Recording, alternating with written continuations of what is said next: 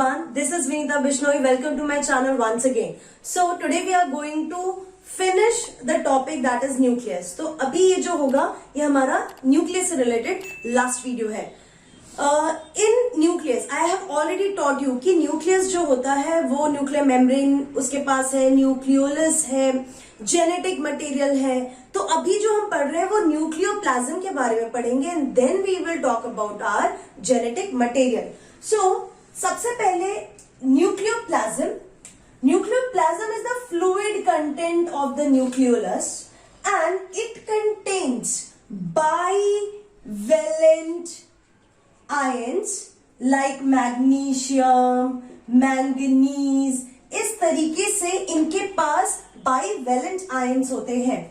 ये जो bivalent ions है, they act as a activator of many enzymes which helps in DNA replication. So DNA replication के लिए you will find enzymes in nucleoplasm. अब वो enzymes है DNA polymerase.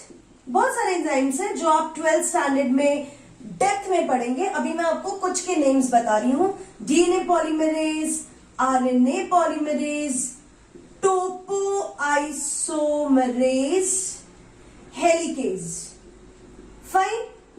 These are few examples of the enzymes which are present in nucleoplasm for DNA replication. Next is nucleoplasm का जो pH होता है, it is around 7.4 plus minus हो सकता है इसमें. दूसरा जो ये न्यूक्लियोप्लाज्म होता है, it is having tRNA, rRNA, mRNA, DNA, ये सारी चीजें भी न्यूक्लियोप्लाज्म में प्रेजेंट होती है. Now let's move on to the genetic material. Okay, तो जेनेटिक मटेरियल जो होता है किस तरीके से प्रेजेंट होता है, that we will discuss now. You know our genetic material is DNA, deoxyribonucleic acid. ठीक है, this is what DNA is.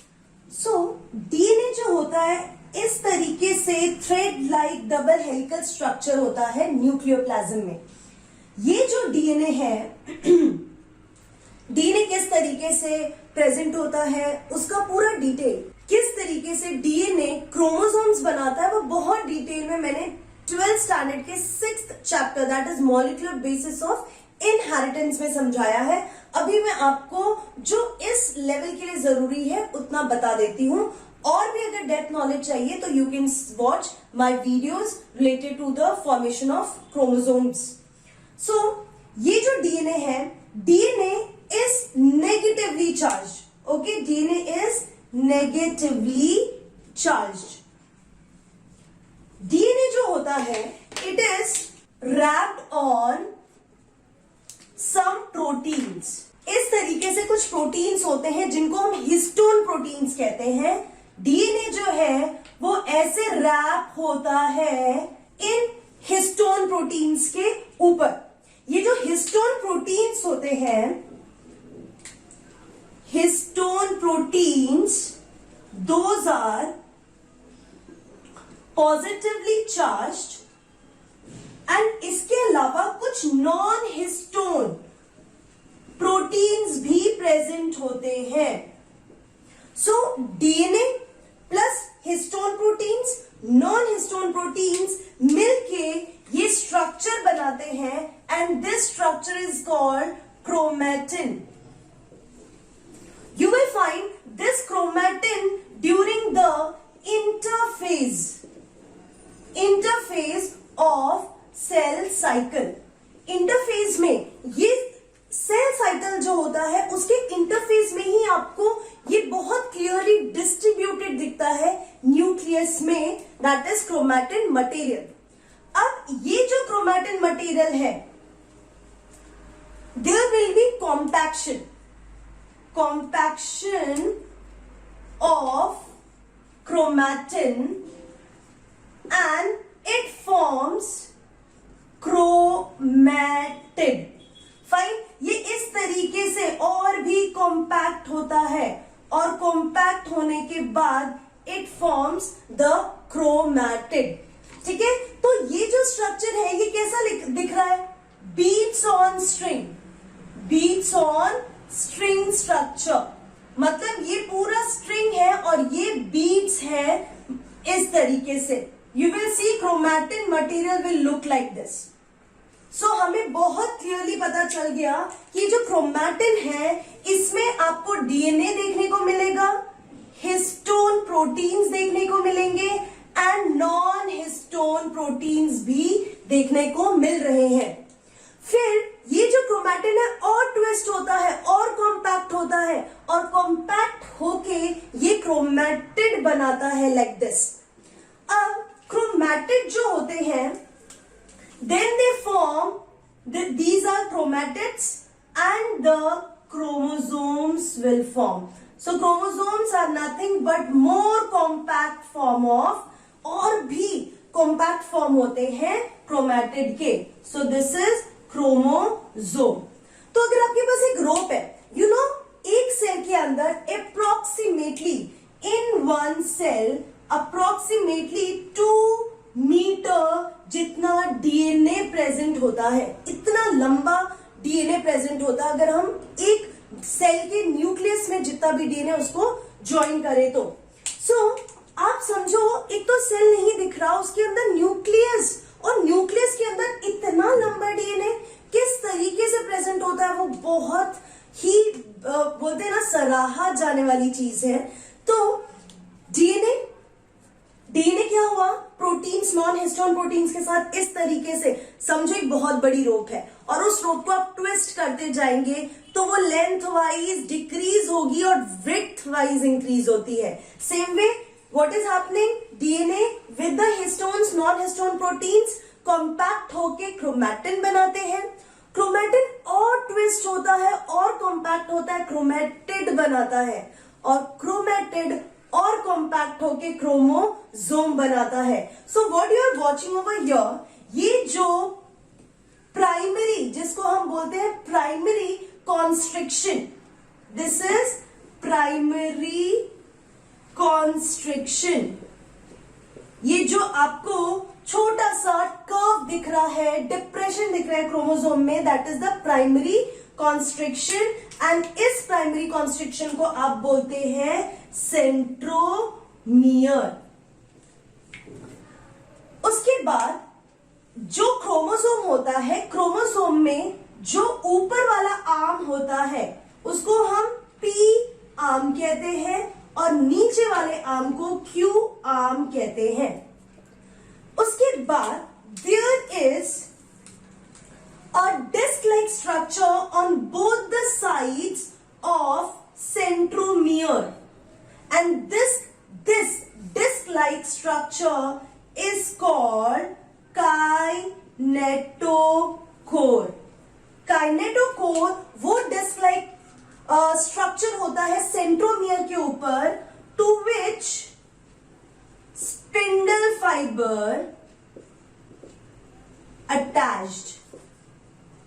ठीक है, स्पिंडल फाइबर इसको अटैच होता है. स्पिंडल फाइबर जब भी सेल डिवीजन होता है, this is the centriole on the opposite pole and these are the spindle fibre. When chromosomes are present like this, these spindle fibers are connected to a disc-like structure which is present on the centromere on both the sides is called kinetochore. अब किसी cell के पास एक और constricted structure होता है जिसको हम बोलते हैं, इस तरीके से एक और कॉन्स्ट्रिक्टेड स्ट्रक्चर होता है. Fine, that is called secondary constriction. जो सेकेंडरी कॉन्स्ट्रिक्शन होता है that is the non staining part,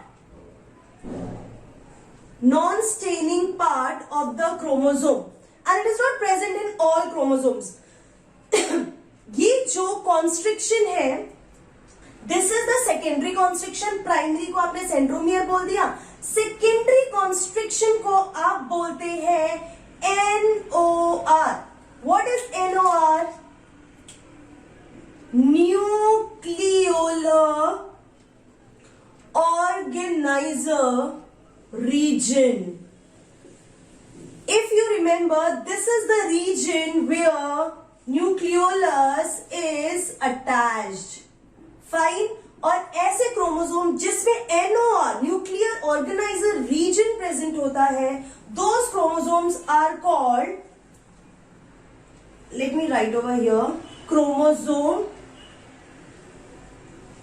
with NOR called SAT chromosome.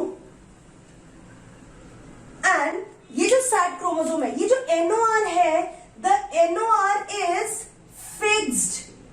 वो एक फिक्स पोजीशन पे होते हैं और फिक्स क्रोमोसोम पे भी होते हैं. ये चेंज नहीं होती इनकी जगह पे कि आज किस फर्स्ट पे है तो कल लास्ट पे चले गए. No way, their position is fixed. एक ही जगह पे रहेंगे. और ये जिस क्रोमोसोम में है, 2013, 14, 15, 21, 22, और हम इसको सैटेलाइट भी बोलते हैं. क्लियर? सो एक सेकेंडरी कॉन्स्ट्रिक्शन होता है. That secondary constriction is called not, and उसे हम सैटेलाइट भी बोल सकते हैं. और उसी जगह पे न्यूक्लियोलस कनेक्टेड होता है. दूसरी चीज, ये फिक्स क्रोमोसोम पे प्रेजेंट होता है. ये 5 ही क्रोमोसोम पे प्रेजेंट होगा. That is towards the P arm. अब ये मैंने आपको बता दिया किस तरीके से DNA से क्रोमोसोम तक का सफर. अब 2 चीज मैं आपको बताना चाहूंगी कि जब भी आप इंटरफेज में क्रोमोसोम्स को देखेंगे, क्रोमैटिन मटेरियल को देखेंगे, तो क्रोमैटिन मटेरियल जो होता है, let me rub this. Chromatin material को जब आप देखेंगे तो there will be 2 type of chromatin material. Like one is lightly stained and the other one is darkly stained. जो लाइटली स्टेन्ड होता है, उस क्रोमैटिन, उस रीजन को हम बोलते हैं यूक्रोमैटिन. एंड जो डार्कली स्टेन्ड होता है उसको बोलते हैं हेटेरोक्रोमैटिन. सो डार्कली स्टेन्ड क्यों है? क्योंकि वहां पे क्रोमैटिन मटेरियल बहुत कंडेंस्ड है, बहुत टाइटली पैक्ड हो रहे हैं. और वेयर एज यूक्रोमैटिन वाला पोर्शन जहां पे आपको लूज क्रोमैटिन मटेरियल दिखेगा. फाइन. सो क्योंकि वो लूज है, क्योंकि वो कम स्टेन्ड हो रहे हैं, उसकी वजह से एक चीज आपको पता होना चाहिए कि डीएनए को जब भी हम काम शुरू करते हैं डीएनए पे, हमें डीएनए के स्ट्रैंड्स को ओपन करना होता है, डबल स्ट्रैंड्स को. ठीक है? तो पहले क्या करना पड़ेगा? हमें ये स्ट्रक्चर को अनटैंगल करना पड़ेगा, खोलना पड़ेगा, और फिर हम डीएनए डबल स्ट्रैंड को भी अलग करेंगे. तो जो ऑलरेडी लूज है उसको अलग करना इजियर है. दैट इज वाई इसको हम बोलते हैं ट्रांसक्रिप्शनली एक्टिव. ट्रांसक्रिप्शन करेगा. ट्रांसक्रिप्शन का मतलब होता है डीएनए टू mRNA, और ट्रांसक्रिप्शन के बाद ही तो प्रोटीन सिंथेसिस होगा. That is why they are transcriptionally very active and they are less active. So this thing you have to remember कि इंटरफेज में आपको क्रोमैटिन मटेरियल कहीं डार्कली स्टेन्ड दिखेंगे, कहीं लाइटली स्टेन्ड दिखेंगे. जहां पे भी वो लाइटली स्टेन्ड है, it means that is the euchromatin and transcriptionally they are active. And heterochromatin darkly stained है और वो ट्रांसक्रिप्शन, क्योंकि वो बहुत टैंगल है. यहां पे ट्रांसक्रिप्शन होगा बट स्लो होगा. यहां पे ट्रांसक्रिप्शन जो है वो बहुत क्विक ट्रांसक्रिप्शन होगा. So what we have read in today's video कि किस तरीके से DNA histone non histone protein के साथ मिलके पहले तो क्रोमैटिन बनाता है, फिर क्रोमैटिन थोड़ा और ट्विस्ट होता है और कॉन्ट्रैक्ट होता है एंड वो क्रोमैटिड बनाता है. And then chromatid forms further compaction will occur and chromatid जो है वो chromosomes बनाएगा.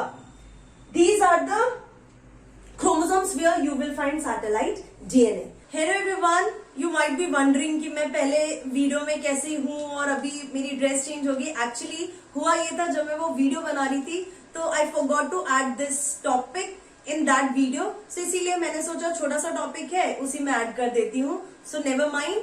सो ये जो टॉपिक है it is related two types of chromosome, types of chromosomes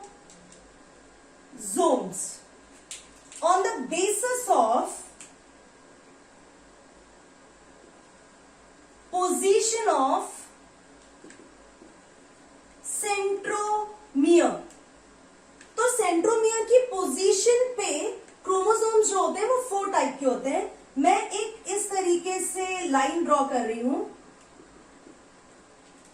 now you see, जो क्रोमोसोम है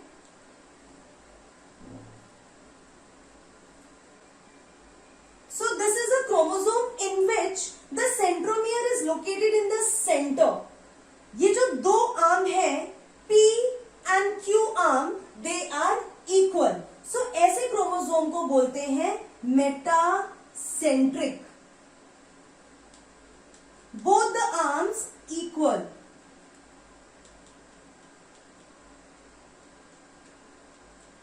Next जो है विच इज कॉल्ड सब मेटासेंट्रिक, मतलब जो सेंट्रोमियर है वो सेंटर से थोड़ा सा ऊपर होगा, जिसके वजह से एक आर्म थोड़ा सा छोटा और दूसरा आर्म जो है वो थोड़ा सा बड़ा होता है।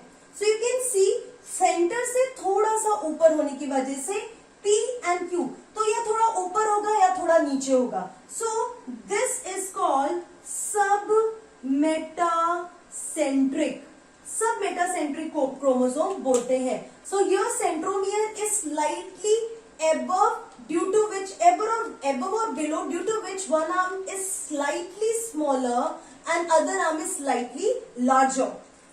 Next is acrocentric. एक्रोसेंट्रिक में क्या होता है, जो सेंट्रोमियर है वो सेंटर से बहुत ऊपर होने की वजह से एक आर्म बहुत छोटा और दूसरा आर्म जो है वो बहुत बड़ा होगा। ऐसे को हम बोलते हैं acrocentric. Again I am telling, वो इतना बड़ा है कि एक आर्म बहुत छोटा और दूसरा आर्म बहुत बड़ा हो जाता है। Last one is telocentric. Telocentric में जो सेंट्रोमियर है वो एकदम एज पे होता है। So these are the 4 type of chromosome on the basis of the position of centromere. So एक में सेंट्रोमियर एकदम सेंटर में होता है, इसलिए हम उसे मेटासेंट्रिक कहते हैं। Both the arms are equal. Second जो होता है सब मेटासेंट्रिक, जो सेंट्रोमियर है वो सेंटर से थोड़ा सा ऊपर होने की वजह से एक आर्म थोड़ा सा slightly smaller and the other arm is slightly bigger. Then comes is acrocentric. Acrocentric centre से बहुत ऊपर या बहुत नीचे होता है, जिसकी वजह से एक आर्म बहुत बड़ा और दूसरा बहुत छोटा सा आर्म होता है। And last one telocentric, the centromere, this is the centromere, centromere which is terminal.